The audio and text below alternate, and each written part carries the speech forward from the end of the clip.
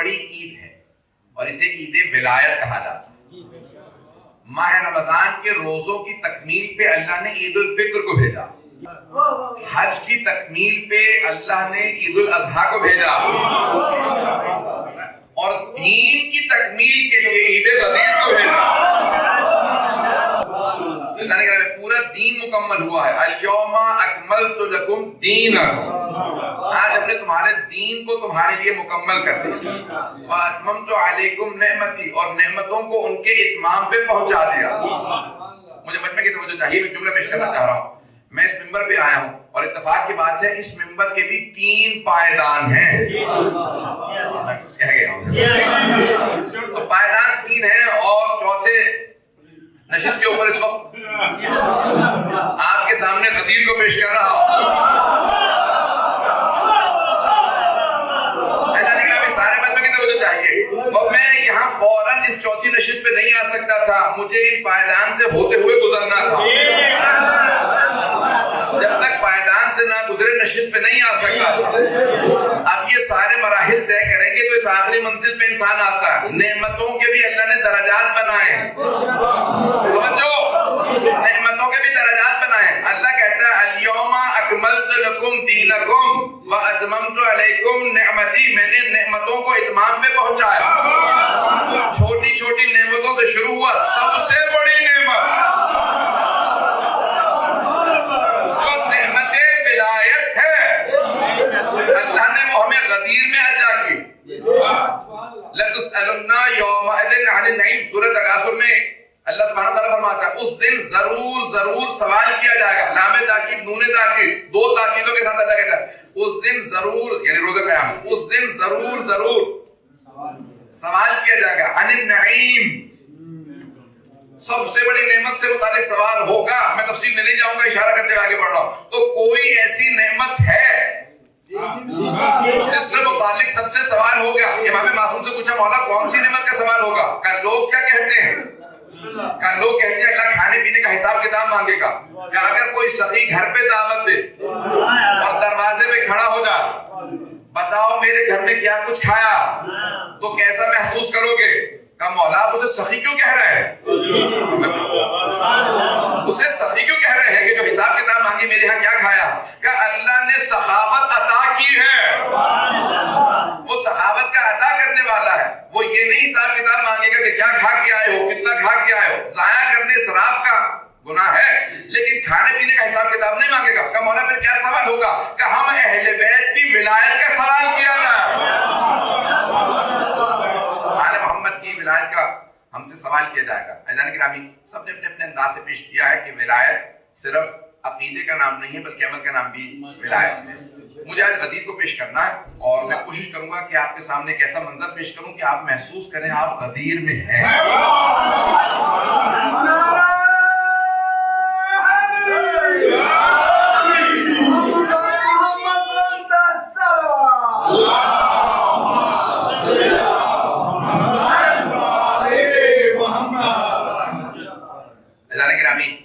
یا ایھا الرسول بلغ ما انزل الیک من ربک فإن لم تفعل فما بلغت رسالتہ۔ بہت ہی کمال کی بات ہے کہ یہ جتنی آیات غدیر سے متعلق ہیں یہ ساری 5ویں سورے میں ہیں۔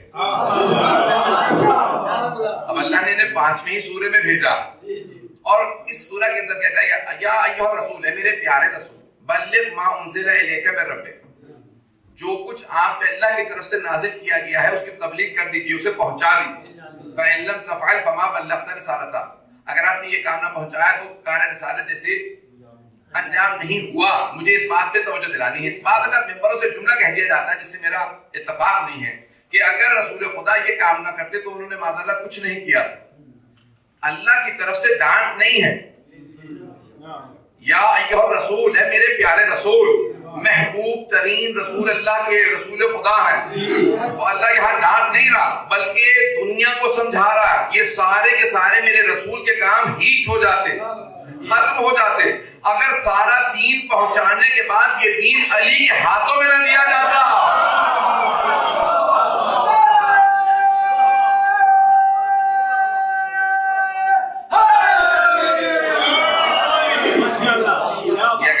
جناب امیر کے ہاتھ میں نہ دیا جاتا پھر یہ دین ساری زحمتیں تمام ہو جاتی ہیں، ختم ہو جاتی ہیں، زحمتیں حدر ہو جاتی ہیں اگر پیغمبر اسلام وہاں نہ پہنچاتے کہ جو دین کا وارث ہے، جو دین کا سنبھالنے والا ہے۔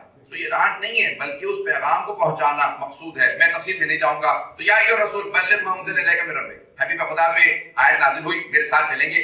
خدا کی قسم میں پوری کوشش کر رہا ہوں اس وقت میرے سامنے نقشہ بنتا چلا جائے اور میں آپ کے سامنے پیش کرتا چلا جاؤں۔ حبیب خدا نے ایک مرتبہ غدیر، ابھی آپ کے سامنے بچوں نے، مولانا نے بہت محنت کی، میں بہت آ کر ان کے لیے دل سے دعا کر رہا تھا کہ چھوٹے چھوٹے بچوں کو 40 احادیث حفظ کروائیں۔ مولانا حسین نقوی صاحب نے اور چھوٹے چھوٹے بچے آپ کے سامنے سنا کے گئے ہیں کہ میں گن رہا تھا باقاعدہ بیٹھ کے مسلسل اپنے پوروں کے اوپر کے کتنی حدیث۔ تو ابھی آپ نے پوچھا غدیر جہاں پہ پانی جمع ہو، تفصیل میں نہیں جاؤں گا، خم کے مقام پہ حبیب خدا پہ آیت نازل ہوئی۔ حبیب خدا نے جیسے آیت نازل ہوئی، جو صحابہ ہیں قریب میں تھے ان سے فوراً کہا کہ مجمع کو جمع کرو، جو آگے چلے گئے ہیں ان سے کہو واپس آئیں، جو پیچھے رہ گئے ہیں ان سے کہیں آگے آئیں۔ انگریزی کے ایک لفظ ہے اسے کہتے ہیں جنکشن۔ کچھ لوگ پہنچ گئے اور مجھے سارے مجمع کی خاص توجہ چاہیے، اس ایک مطلب کہ میں نے بڑی اس میں محنت کی اور میری اپنی فکر کا نتیجہ اگر علماء کے دل کو لگے تو دعا ضرور دیجیے گا۔ جنکشن جیسے آپ اردو میں کہتے ہیں چوراہا، جہاں پہ کئی راستے، چورنگی چوراہا، جہاں راستے جمع ہوتے ہوں، راستے متفرق ہوتے ہوں، جہاں سے کئی راستے نکلتے ہوں اسے چوراہا کہا جاتا ہے۔ انگریزی میں اسے جنکشن کہتے ہیں۔ ایک جنکشن پہ کئی راستے نکل رہے ہوتے ہیں، تو غدیر جنکشن ہے۔ کوئی آدمی خاموش نہیں رہے گا کہ میں بات مکمل کر لوں گا۔ غدیر ایک جنکشن کا نام ہے، ایک چوراہے کا نام۔ حبیب خدا نے کہا دیکھو یہاں سے سب الگ الگ راستوں پہ جا رہے ہیں۔ مکے سے آئے تھے، یمن جانے والا غدیر سے یمن جا رہا، مدینے جانے والا غدیر سے مدینے جا رہا، فلسطین جانے والا غدیر سے فلسطین جا رہا، عراق جانے والا غدیر سے عراق جا رہا، ایران جانے والا غدیر سے ایران جا رہا۔ پتہ نہیں توجہ ہے یا نہیں؟ تو غدیر چوراہا تھا جہاں سے راستے نکل رہے تھے۔ عزیزان گرامی، اس زمانے میں چوراہا تھا جہاں سے راستے نکلتے تھے، اور آج عقیدوں کا چوراہا ہے، عقیدوں کا جنکشن ہے۔ مجمع کی توجہ، میں پورا خونِ جگر دے رہا ہوں، سارے مجمع کی توجہ چاہیے، خونِ جگر پیش کر رہا ہوں۔ عزیزان گرامی، عقیدوں کے جنکشن کا نام، عقیدوں کے چوراہے کا نام غدیر ہے۔ جہاں سے عقیدے پلٹ جاتے ہیں وہ غدیر ہے۔ پیغمبر فرما رہے تھے جو آگے چلے گئے واپس آئے، جو پیچھے رہ گئے وہ آگے آئے، سب غدیر پہ جمع ہو گئے۔ عقیدے کا چوراہا غدیر ہے، جو غدیر سے آگے گیا اور اس نے کہا علی اللہ ہے واپس آئے۔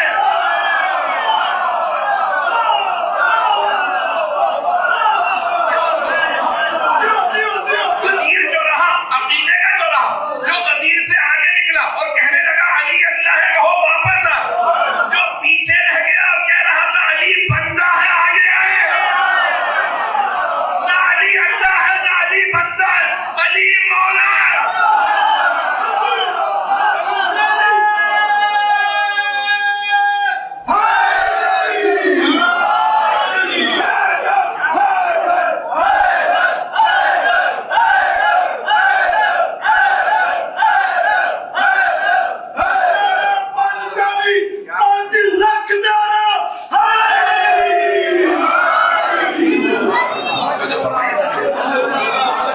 عقیدے کے جنکشن کا نام غدیر،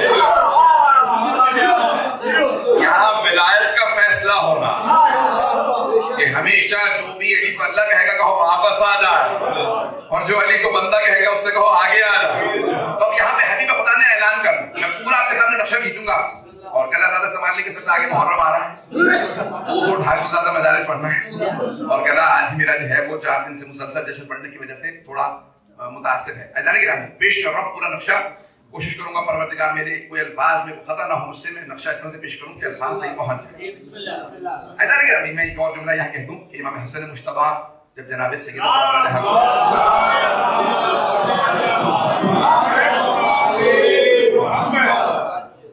ہر روز احادیث نبوی اپنے نانا کی حدیث سنایا کرتے تھے، تو جناب سیدہ جناب امی سے کہتی تھی کہ ہمارا بیٹا حسن 3 برس کے سن میں بڑی فصاحت کے ساتھ نانا کی حدیث کو بیان کرتا ہے. مولا نے کہا میں سننا چاہتا ہوں اپنے بیٹے کو. تو جلدی آئے اور آنے کے بعد دروازے کے پیچھے چھپ رہے اور جناب امام حسن مجتبیٰ جیسے ہی انہوں نے حدیث کو بیان کرنا شروع کیا, اب علماء کی موجودگی میں جسارت کر رہا ہوں, تو امام حسن مجتبیٰ کی زبان میں لکنت سی آنے لگی. تو فوراً کہا مادر گرامی لگتا ہے مجھ سے کوئی زیادہ باعظمت موجود ہے, مجھ سے کوئی زیادہ باعظمت موجود ہے کیونکہ میری زبان میں لکنت آ رہی ہے. فوراً جناب امیر باہر آئے, امام حسن نے مجتبیٰ کو گود میں لیا, آغوش میں لے کے اتنا چوما, اتنے بوسے دیے, کہا بیٹا وہی عصمت جو اللہ نے ہمیں عطا کی ہے آپ میں پوری موجود ہے. میں اپنے سادہ سے الفاظ کے اندر الفاظ کو رد و بدل کرنے بالکل کوشش کروں گا, تاریخ کا پورا نقشہ پیش کروں. غدیر آپ کی آنکھوں کے سامنے موجود ہو. ابھی آپ محسوس کر رہے ہوں گے کہ آپ میدان غدیر میں ہیں, نقشہ بدلتا چلا جائے گا. حبیب خدا نے صحابہ سے کہا یہاں پہ ممبر لگایا جائے, مجھے اعلان کرنا. اب میرے سامنے اس وقت 150-200 افراد زیادہ موجود تو نہیں ہوں گے. ایسا لیکن ابھی تو کتنا بڑا ممبر ہے,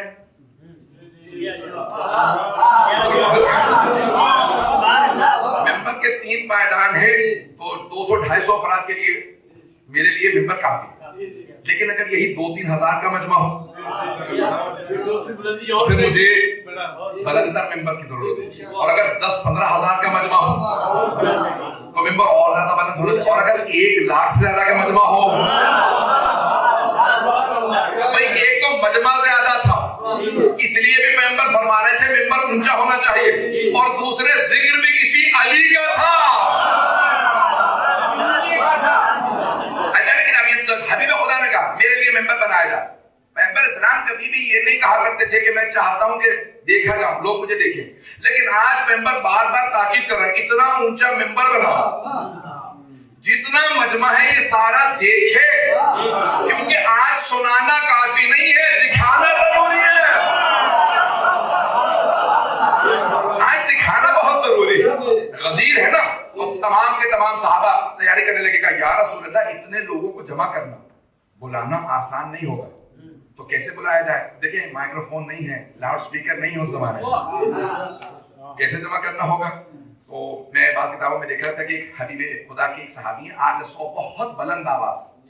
کچھ لوگوں کی نیچرلی آواز بلند ہوتی ہے, جیسے میری آواز بھی کچھ بلند ہے, اس کی آواز بہت زیادہ گرج برس والی ہوتی ہے بہت. اور حتیٰ سائنس نے ثابت کیا, تاریخ نے ثابت کیا کہ یورپ میں بھی روم کی تاریخ اٹھا کے دیکھے تو بعض اوقات جب بادشاہ بولتا تھا تو ایک آدمی الفاظ دہراتا تھا, کیونکہ مجمع بادشاہ کو نہیں سن پاتا تھا, ایک اونچی آواز والا آدمی الفاظ دہراتا تھا.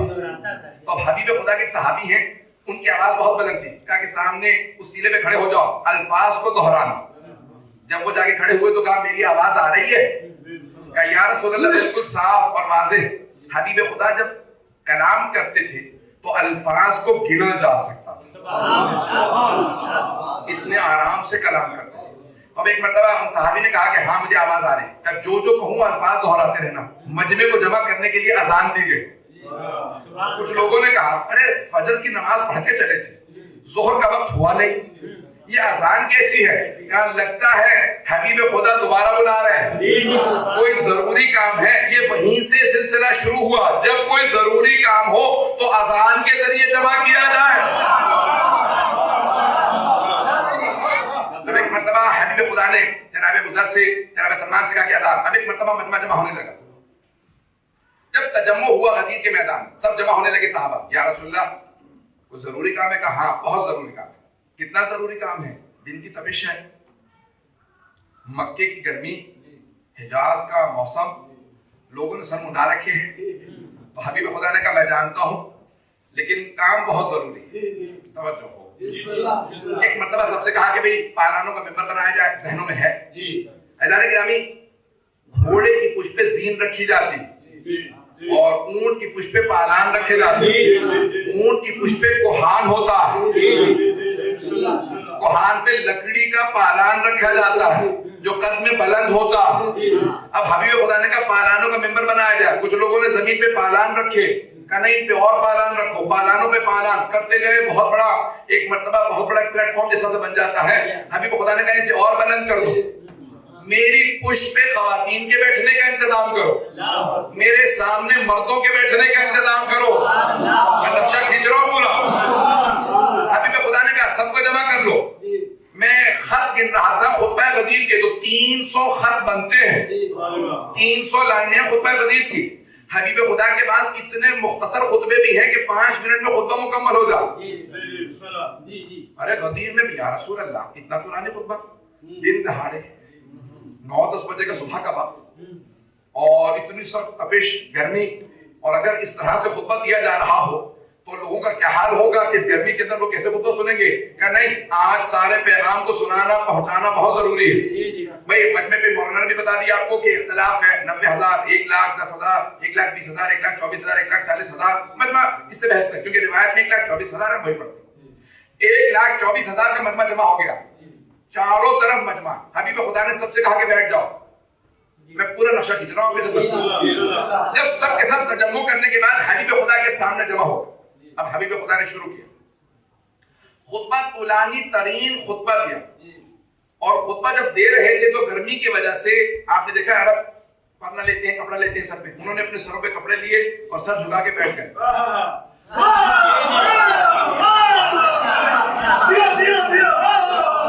اس سے زیادہ تفصیل میں نہیں جاؤں گا. سروں پہ کپڑے لیے اور سر جھکا کے بیٹھ گئے. کچھ لوگ ویسے دیکھنا نہیں چاہ رہے تھے، کچھ کو شکوہ یہ تھا گرمی بہت زیادہ، کچھ لوگ بہت دور تھے کہ مجھے نظر نہیں آ رہا سامنے کیا ہو رہا. کس نے کہا مجھے آواز نہیں آ رہی. ایک صاحب نے کہا روشنی بہت زیادہ، مجھے نہیں معلوم سورج کی روشنی زیادہ تھی یا محمد و علی کے چہروں کا نور زیادہ تھا. اب ایک مرتبہ میں نے آپ کے سامنے سادہ سا خاکہ کھینچا. جب سب جمع ہو گئے، اب حبیب خدا نے خطبہ جب شروع کیا تو حمد باری تعالیٰ سے خطبے کو شروع کیا. یہ تمام تعریف توحید کو پورا بیان کی. اس کے بعد ایک مرتبہ تفصیل سے بیان کرنے کے بعد کہا اے لوگو کیا گواہی دیتے ہو کہ میں نے اللہ کے پیغام کو تم تک پہنچا دیا؟ تو صحابہ کا مجمع سب نے کہا ہم گواہی دیتے ہیں کہ آپ نے بہترین انداز سے رسالت کو پہنچایا. حبیب خدا نے فوراً ہاتھوں کو بلند کر کے کہا اللہم شہد پروردگارہ گواہ رہنا، ان میں سے کوئی شکایت نہیں کر سکتا میں نے پیغام نہیں پہنچایا.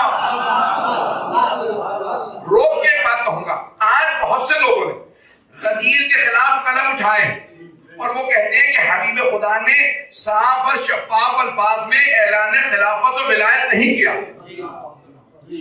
وہ اعتراض میں یہ لکھتے ہیں اور اپنے آپ کا دعویٰ یہ کرتے ہیں صحابہ کے ماننے والے. وہ کہتے ہیں پیغمبر نے غدیر میں اعلان خلافت و ولایت کھل کے نہیں کیا، پیغمبر نے سارے صحابہ سے گواہی لی کیا میں نے رسالت کو پہنچا دیا. سب نے کہا ہم گواہی دیتے ہیں. آپ سے بہتر کوئی رسالت پہنچا نہیں سکتا تھا. جب سب سے گواہی لے لی تو کہا اللہم شہد پروردگارہ گواہ رہنا. میں ابھی واضح کرنا چاہوں گا، یہ شبہ ذہن میں رکھیے گا، میں اس کا جواب دینا چاہتا ہوں. ذہن میں شبہ ہے، میں بھی جواب نہیں دے رہا، جواب دوں گا. حبیب خدا نے ایک مرتبہ سارے مجمع کے درمیان طولانی ترین خطبے تفصیل سے بتایا میں نے دین کو پہنچایا، قرآن کو پہنچایا، یہ فروعات پہنچایا، نماز سب کے احکام ایک مرتبہ دہرایا کہ اللہ شد. اور اس خطبے میں کم از کم 3 مرتبہ 12ویں امام کا نام لے کے بتایا. میرے 12 مسیح ہوں گے، اولہم علی وآخرہم مہدی. میرے 12 مسیحوں کے پہلے کا نام علی ہے، آخری کا نام مہدی. میں پورا خونے ذکر دے رہا ہوں. جب حبیب خدا نے سارے مجمع کے سامنے اعلان شروع کیا، ایک اعتراض یہ ہوتا ہے کہ مجمع بہت زیادہ تھا، آواز نہیں گئی ہوگی، جبکہ میں جواب دے چکا ہوں. صحابی سے کہا الفاظ دہراتے رہے. مجھے تعجب ہے مسلمانوں کو سننے میں آیا تو جب حبیب خدا اپنے چچا کے کان میں کہیں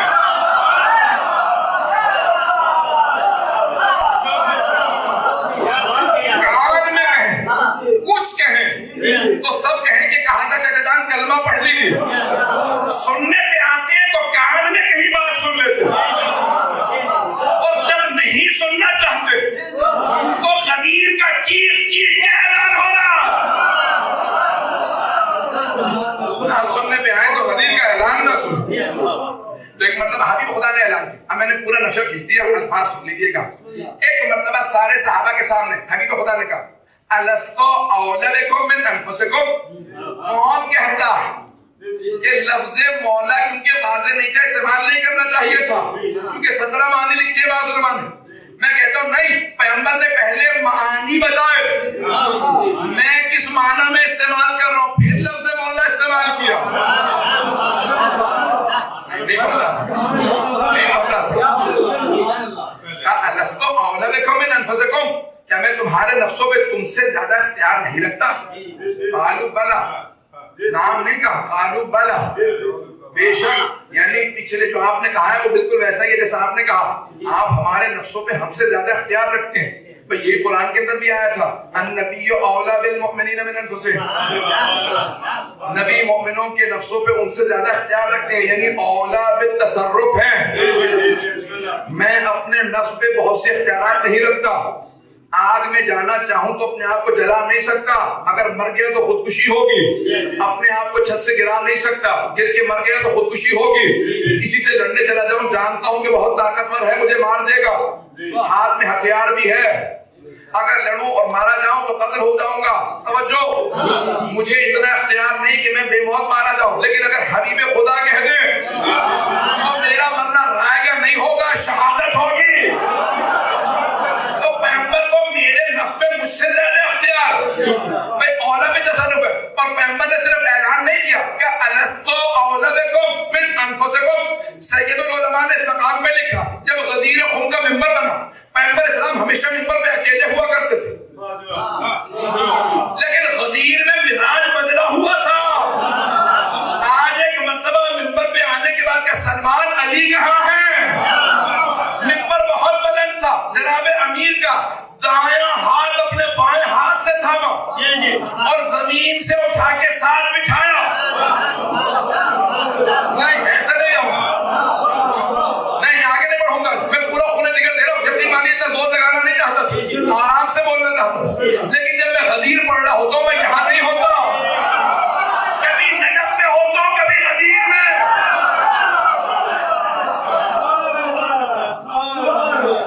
میں بہت سوچ رہا تھا یہ رسول خدا نے اپنے بائیں ہاتھ سے شیر خدا کو اس بڑھاپے میں سفید ریش کے ساتھ دایاں بازو پکڑ کے زمین سے اٹھا کے ساتھ بٹھایا، تو میری نگاہوں میں میدان احد کا نقشہ کھینچنے لگا کہ وہاں کسی مردود نے کہا تھا ماتا محمد، محمد مارے گئے، تو جناب امیر احد کے پہاڑ پہ چڑھے، پیغمبر کو ہاتھوں پہ اٹھا کے کہا ہذا محمد رسول اللہ. پیغمبر بھی کہہ رہے ہوں گے یا علی، احد میں آپ نے میری رسالت کے دوران عرض کروایا تھا، آج میں آپ کی ولایت کے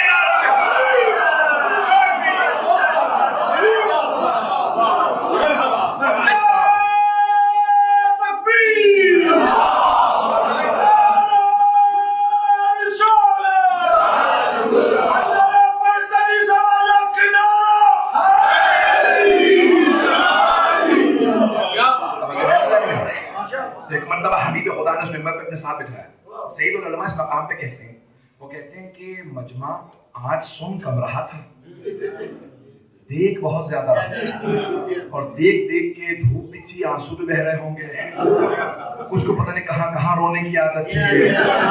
اپنے بزرگوں کے رونے کی تعریف کرتے ہیں، اگر ہم روئیں تو اسے کہتے ہیں بدعت ہے. اپنے سید العلماء کہتے ہیں کہ ایک مرتبہ حبیب خدا نے ساتھ میں جناب امیر کو بٹھا کہا آج پہلی دفعہ تھا کہ ایک ممبر پہ دو افراد ساتھ ساتھ بیٹھے تھے. سید العلماء کہتے ہیں کہ سب جب دیکھ رہے تھے، پیغمبر کی بات سنتے تھے، علی کو دیکھتے، پیغمبر کی بات سنتے علی کو دیکھتے کہ آج، اور آپس میں چینی گوئیاں شروع ہو گئے. معاملہ کیا ہے آج، کیا بات ہے کہ ساتھ میں علی بیٹھے کہ آج کچھ ہونے والا ہے، کچھ پہلے سے تیار تھے. حبیب خدا نے ایک مرتبہ تعارف کروایا اور سب سے پوچھا الستو اولی بکم من انفسکم، کیا میں تمہارے نفسوں پہ تم سے زیادہ اختیار نہیں رکھتا؟ سب نے کہا قالوا بلا، بے شک یا رسول اللہ آپ ہمارے نفسوں پہ ہم سے زیادہ اختیار رکھتے ہیں. تو حبیب خدا نے کہا ان اللہ مولایا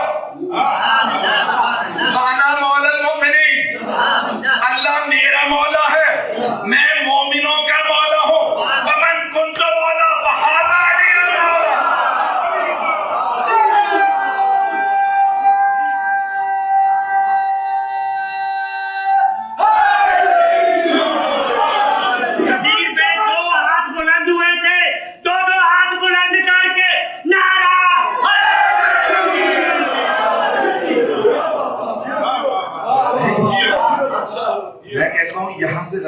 شروع ہوتی ہے. ایک مرتبہ حبیب خدا نے, اب یہاں سے علماء کے جملہ میرے ذہن میں آ رہا, میں بہت زیادہ مختلف علماء کے مقالات پڑھ بھی رہا تھا, ان کی کتابیں جو مدارس وغیرہ بھی دیکھ رہا تھا, حدیث سے متعلق ہمارے بہت سے عرب ایرانی علماء نے, صاحب قدیر نے, بڑے بڑے علماء نے بہت کچھ لکھا. میدان گرامی وہ کہتے ہیں جب آپ اپنے سامنے, میں اپنا رومال اپنے سامنے اٹھا کے سامنے رکھ لوں تو جتنا یہ رومال ہے نا اتنا میں چھپ جاؤں. کچھ لوگ پہنچ گئے. اگر میں مثال کے طور پہ اپنے بچے کو لے آؤں اور اپنے بچے کو یہاں پہ سامنے ہاتھوں پہ اٹھا کے پیش کروں تو بچہ جتنا اس کا قد ہے اتنا میں چھپ جاؤں گا, لیکن آپ کو پتا چلتا ہے کہ پیچھے کوئی اور بزرگ ہے. توجہ ہو, کچھ لوگ پہنچ گئے. اب سید اللہ اس مقام میں کہتے ہیں جتنا قد ہوگا نا اس حساب سے اتنا انسان چھپ جائے, اور اگر ویسا ہی کوئی آدمی, میں جتنا میرا قد ہے اسی ممبر کے سامنے کو میرے سامنے کھڑا ہوگا تو میں پوری طرح سے چھپ جاؤں گا. سید العلماء کہتے ہیں حبیب خدا نے ایک مرتبہ جب کہا نا من کن تو مولا, تو دونوں ہاتھوں سے جناب امیر کو سامنے لیا. کیا پیغمبر چھپ گئے تھے, علی سامنے تھے, پیغام یہ دے رہے تھے ایک نور پردے میں جا رہا ہے.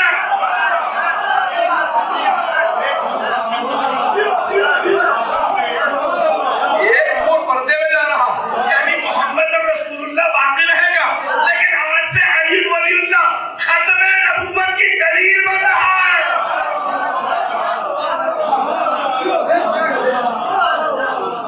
پیغمبر نے بار بار مجمع کو دکھا کے اعلان کیا. اب سب کے سب سوال کرنے لگے کہ کون سے علی؟ وہی علی جو تم سمجھے ہو. اور میں کہتا ہوں اگر کوئی نہیں سمجھا تو جو بزرگ سب سے پہلے بولے تھے, بخن بخن لگا یمنا بیٹا, انہیں سے پوچھ رہے کون سے علی؟ اے ابو طالب کے بیٹے مبارک ہو, آپ کو مبارک ہو, آج اصبحت مولا یا مولا کل مومن و مومنہ, آج آپ میرے اور ہر مومن مرد و عورت کے مولا بن گئے. اگر ابھی بھی معلوم نہ ہو کہ مولا کے معنی کیا ہے تو پھر انہی سے پوچھ لیں کہ وہ کیا سمجھے تھے. تو اولا بھی تصرف میں پیش کر رہا ہوں. جیسے ہی مبارکباد پیش کی, ایک بہت بڑے ایران کے عالم دین ہے, وہ کہتے ہیں صحابہ نے فوراً ایک بات کہی بخن بخن کے بعد, کہا یا رسول اللہ اجازت ہے ہم جائیں. میں نے کوشش کی ویسے کو, کہا یا رسول اللہ اجازت ہے ہم جائیں. کہا نہیں کوئی نہیں جا سکتا. کہا آپ نے جو اعلان کرنا تھا کر دیا, اب ضد کس بات کی, ہم کیوں نہیں جا سکتے؟ کہ جب تک سب علی کے ہاتھ میں بیعت نہیں کر لیں گے تب تک کوئی نہیں جا سکتا. ارے کون کہتا پیغمبر نے شفاف انداز سے اعلان نہیں کیا, بیعت لے کے بتایا. یہ مولا دوست کے معنی میں نہیں ہے, مولا اولا بن تصرف کے معنی میں ہے. اب یہاں پہ سوال کیا, مجھے سارے مجمع کی توجہ چاہیے اس بات. تو ایک مرتبہ کہا کہ یا رسول اللہ اتنا مجمع جب تک بیعت کرے گا بہت وقت گزر جائے گا. کہ مجھے پرواہ نہیں, جب تک کہ سب بیعت نہ کر لیں تب تک کوئی نہیں جا سکتا. کہ یا رسول اللہ اتنے افراد کا کھلانے پلانے کی ذمہ داری کس کی ہوگی؟ کہا میری. اب سمجھ میں آیا, غدیر پہ کھلانا پلانا سنت نبوی ہے. سب کو میں کہا یا رسول اللہ اتنا کھانے کا اہتمام کہاں سے ہوگا؟ کہ میری اونٹنی کو نہر کرو. وہاں کوئی اعتراض کر سکتا ہے یا رسول اللہ ایک اونٹنی اتنا بڑا مجمع؟ تو میرا دل کہتا ہے حبیب خدا کہیں گے جانتے نہیں دعوت ذوالشیرہ میں میرے چچا ابو طالب نے ایک بزرالہ سے ایک بھیڑ کے بچے سے ذبح کرنے کے بعد پورے قبیلے کو سیر کر دیا. اور جانتے ہیں خاندان والوں نے اعتراض کیا کیا تھا؟ ابو طالب تم نے ہماری توہین کی ہے, ہم میں سے ایک ایک آدمی پورا پورا بکرا کھانے والے, تم نے ایک بھیڑ کے بچے کو ذبح کرنے کے بعد پورے خاندان کی دعوت کر دی. تو جناب ابو طالب نے مسکرا کے کہا تھا جتنا کھا سکتے ہو کھاؤ. کہا کیوں؟ کہ کیونکہ اس بزغالہ کو میرے بھتیجے محمد کا ہاتھ مس ہو گیا, اب اس میں برکت ہی برکت ہے. کہ جب میرے چچا میرے نام سے قبیلے کو کھلا سکتے ہیں تو یہ میری اونٹنی ہے, سب کو کھلاؤ. علماء نے لکھا 3 دن تک بیعت ہوتی رہی, 3 دن تک حبیب خدا سب کے کھانے کے ذمہ دار. میں پیش کر رہا ہوں بڑی ذمہ داری سے. کہ پانی کا اہتمام کا غدیر کا مقام ہے. کسی نے کہا یا رسول اللہ پانی کھارا ہے. میں اپنے الفاظ میں کہوں کہ کیا کہا ہوگا؟ میں کہوں گا حبیب خدا نے کہا ہوگا پانی کو میرے پاس لاؤ. جیسے ہی پانی کے قریب آئے پیغمبر نے اپنا لعاب دہن ڈالا اور کہا اب اس پانی کو دوبارہ پیو. تو صحابہ نے کہا یا رسول اللہ ابھی کھارا تھا نہ جانے میٹھا کیسے ہو گیا. تو دوسرے نے کہا یہ پیغمبر کے لعاب دہن کا اثر. ارے جس کے لعاب دہن کا اثر ایسا ہو اس کے خون کا اثر کیسا ہوگا؟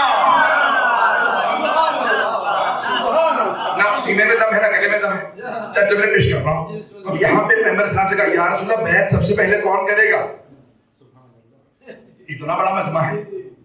انگریزی کا ایک محاورہ ہے لیڈیز فرسٹ. میں سمجھتا ہوں کہ انگریزوں نے یہ غدیر سے لیا. یہ لیڈیز فرسٹ کیا کہا پیغمبر اسلام نے؟ کہا بیعت میرے گھر سے شروع. پتہ نہیں میں جملہ پہنچا. بیعت میرے گھر سے شروع ہو. میری ازواج پہلے بیعت کریں گی. خیمہ نصب کیا گیا. حبیب خدا کی ازواج اور پورے خاندان نے بیعت شروع کی. مستورات نے پہلے بیعت کی. جس طرح سے فرما رہے تھے میں نے مرحوم آیت اللہ سید محمد حسین طہرانی کی امام شناسی پوری کتاب اس میں دیکھا تو انہوں نے یہی لکھا ہے جس طرح سے مولانا نے بھی بچوں کو سکھایا کہ ایک ظرف آپ زمین پہ رکھا, یہاں جناب امیر بیٹھے, وہاں سے خواتین آتی جاتی تھی, پانی میں ہاتھ رکھتی اور بیعت کرتی جاتی. السلام علیکم امیر المومنین. خواتین سے بیعت شروع ہوئی. میں نے دن میں جملہ کہا تھا اسی کو دہرا رہا ہوں. مولانا نے کہا دیکھو کچھ میرے تمہاری گردن پہ حق ہے اور کچھ تمہارے میرے پہ حق. توجہ, حق یہ ہے مولا کا امام کا حق یہ ہے معرفت حاصل کرو, اطاعت کرو, بیعت نہ توڑو. بیعت نہ توڑو. یہ ابھی غدیر کی بیعت ہو رہی ہے کہ جس نے بیعت کی ہے بیعت نہ توڑے. اگر کوئی بیعت نہیں توڑے گا تو میں اس کی شفاعت کروں گا, لیکن اگر کوئی بیعت توڑ دے تو مجھے اختیار ہے میں شفاعت نہ کروں. بیعت کیسے توڑی جاتی ہے؟ اگر کوئی جگ میں آ جائے, کوئی سازش کرے. اب سمجھ میں آیا پیغمبر نے کیوں کہا تھا میرے گھر سے بیعت شروع کرو.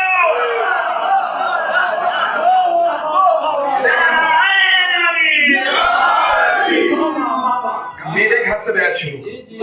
ساری مستورات نے بیعت کر. جب ایک مرتبہ سب بیعت کر چکی تو جناب امیر تشریف لائے تو وہاں پہ 4 صحابہ سے متعلق بعض علماء نے لکھا ہے. حضرت سلمان, حضرت ابوذر, حضرت مقداد, حضرت عمار. سمجھ میں آ گیا نا رسول خدا کے 4 یار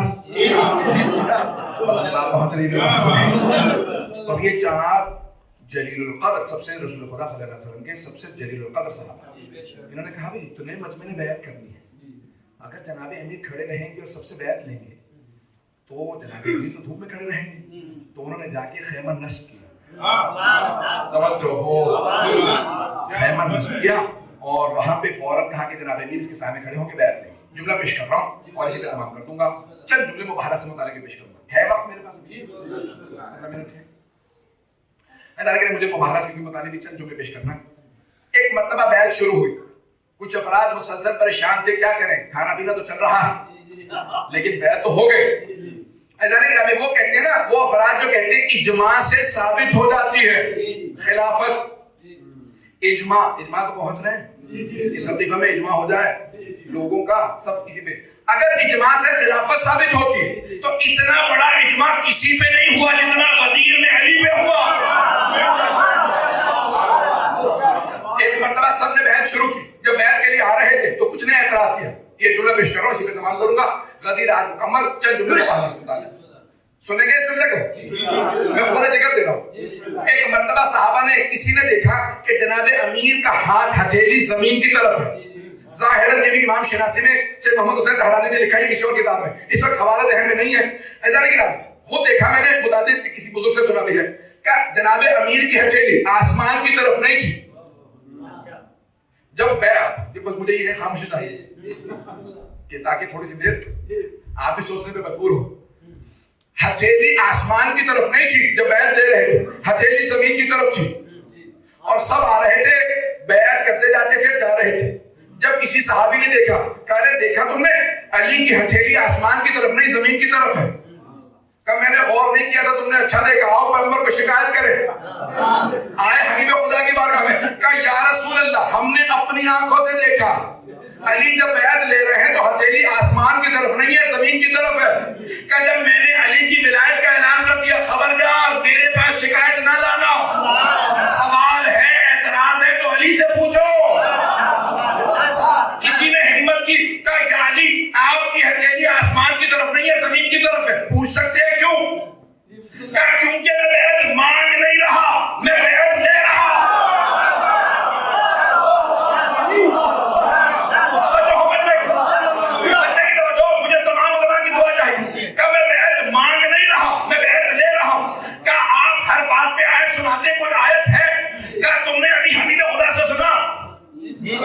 علی کا ہاتھ میرا ہاتھ، علی کا خون میرا خون، علی کا گوشت میرا گوشت، علی کی پوز میری پوز. انہو منی وانا میں بھائی توجہ سے سارا مجمع سنے گا کہ ابھی حبیب خدا نے کہا علی کا ہاتھ میرا ہاتھ. قرآن میں ہے ان الذین یبایعونک یبایعون اللہ. اے میرے حبیب جو آپ کی بیعت کرتے وہ آپ کی بیعت نہیں کرتے، اللہ کی بیعت کرتے ہیں.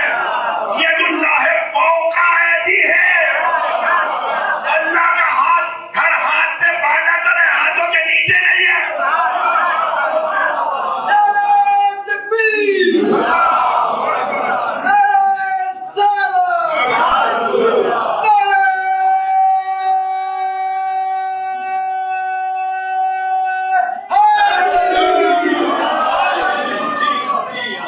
ید اللہ فوق ایدی، اللہ کا ہاتھ ہر ہاتھ سے بالا تر ہے. قدرت خدا ہر قدرت سے بالا تر ہے. ہم جسم و جسمانیت کے قائل نہیں ہیں.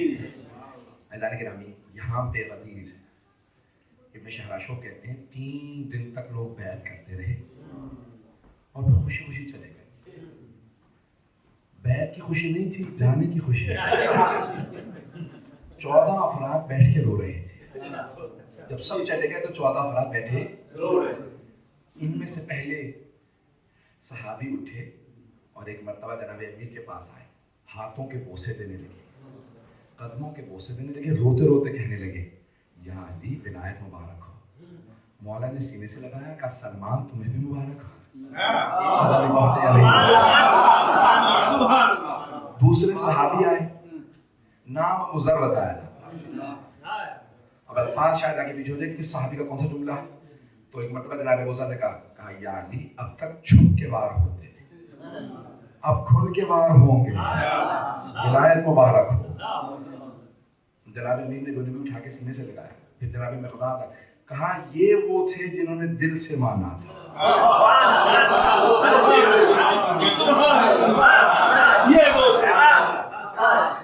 جناب ولایت رکھنے سے کتنی بڑی آزمائشیں آتی